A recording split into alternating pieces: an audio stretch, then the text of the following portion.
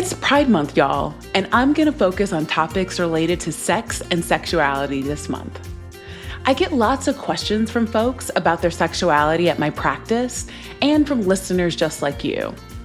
One of the more common areas relates to asexuality and pansexuality, so that's what we're going to talk about today. Welcome back to Savvy Psychologist. I'm your host, Dr. Monica Johnson. Every week on this show, I'll help you face life's challenges with evidence-based approaches, a sympathetic ear, and zero judgment. Let's start by giving a working definition for both asexuality and pansexuality. Asexuality exists on a broad spectrum. Some asexual individuals might experience little to no sexual attraction throughout their lives, while others might feel sexual attraction under specific circumstances, which is often referred to as being gray asexual or gray A. Another term within the spectrum is demisexual, where individuals only experience sexual attraction after forming a strong emotional connection. Romantic orientation is a crucial aspect of many asexual individuals' identities.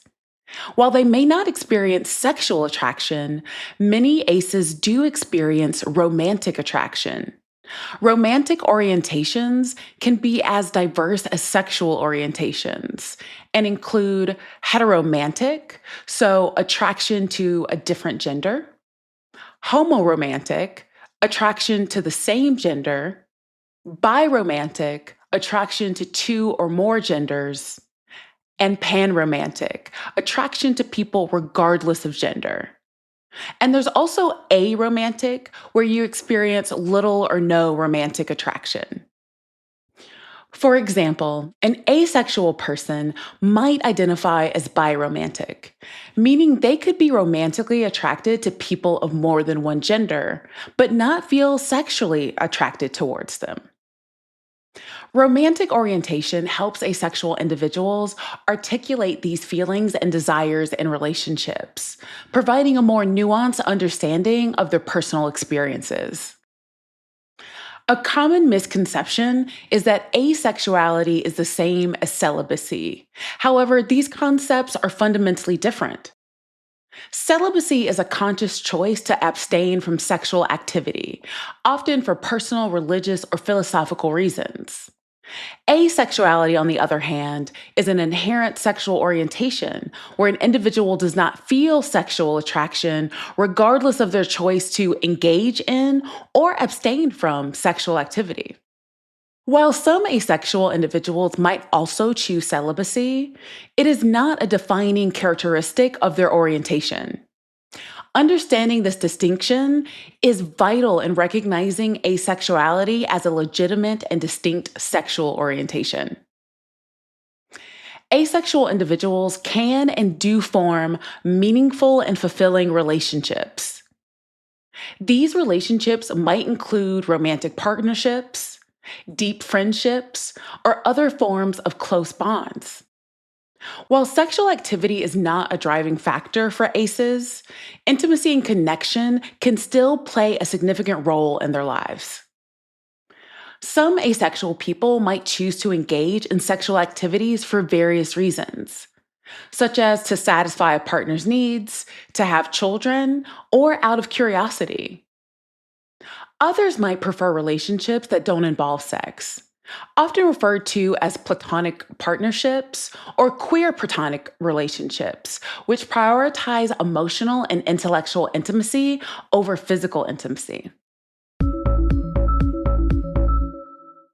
Now, let's switch gears and talk about pansexuality. Pansexuality is derived from the Greek prefix pan, meaning all or every. Thus, pansexuality encompasses the potential for attraction to people of all gender identities, including male, female, transgender, non-binary, genderqueer, and others. It is important to note that being pansexual does not mean being attracted to everyone, but rather having the capacity for attraction to individuals regardless of their gender. Pansexuality and bisexuality are often compared or conflated, but they have distinct definitions. Bisexuality traditionally refers to attraction to one or more genders, often within the binary framework of male and female. However, many bisexual individuals define their orientation as inclusive of non-binary and genderqueer individuals as well. Pansexuality explicitly rejects the gender binary by emphasizing attraction that transcends gender categories altogether. While there is overlap, this distinction lies in the framing. Bisexuality often works within the gender framework, whereas pansexuality explicitly seeks to move beyond it. There are many challenges for those who identify as asexual or pansexual, and there is overlap between these two sexual orientations. A common one that I see is invisibility. Both are not widely recognized or understood, leading to a lack of representation and awareness. Additionally, like many non-heteronormative orientations, pansexuality can be misunderstood or overlooked. People might assume pansexual individuals are either gay or straight based on their current relationship. Invalidation is another common challenge. For those that are asexual, others that don't understand may say things like, "You just haven't found the right person yet." Or if you're pansexual, people may think you're simply attention seeking, can't make up your mind, or just going through a phase. There are some who pathologize that asexuality is due to early traumatic experiences. Also, there are situations where those who are asexual feel pressured to conform to societal standards. So they may feel forced to engage in sexual activity to meet the expectations of their partners or peers. For pansexual folks, there are sometimes stereotypes that they are promiscuous, can't be involved in monogamous relationships, and sometimes there's a lack of recognition, even within the LGBTQIA+ spaces. This is by no means an exhaustive list of the challenges faced by those who identify as asexual or pansexual, but are some examples of the common issues that I hear. If you or someone you know is dealing with challenges related to their sexuality, here are a couple of tips. If you're curious about if you're asexual or pansexual, seek out information.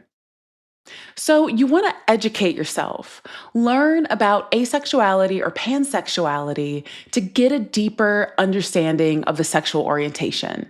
You want to read books, articles, and research studies, and follow online resources dedicated to asexuality or pansexuality. There's also really great forums where you can talk to other people who identify as asexual or pansexual, or those that are exploring their identity. My next tip is self-reflection. Spend time reflecting on your feelings and experiences. Journaling can help to clarify your thoughts and provide insight into your identity. The next thing that I would strongly encourage is to find and create community. You can join online forums, social media groups, and websites like the Asexuality Visibility and Education Network to connect with other asexual individuals. You also want to find local groups. So you want to seek out local LGBTQIA+ organizations and support groups. Many larger cities have specific groups for asexual or pansexual people. You also want to build community through allies. Encourage friends, family, and partners to learn about asexuality or pansexuality and become allies. Allies can help support and advocate for your needs. Whether you're a member of the community or an ally, how are you showing up and showing out for Pride Month? Let me know. You can contact me via my Instagram at KindMindPsych or via my email at psychologist@quickanddirtytips.com. The Savvy Psychologist is a quick and dirty tips podcast. It's audio engineered by Steve Rickyberg, with script editing by Brandon Getchus. Our podcast and advertising operations specialist is Morgan Christensen. Our digital operations specialist is Holly Hutchings. And our marketing and publicity associate is Davina Tomlin. Follow Savvy Psychologist on Apple Podcasts, Spotify, or wherever you listen to podcasts. That's all for this episode of Savvy Psychologist. Thanks for listening, and I'll see you next week.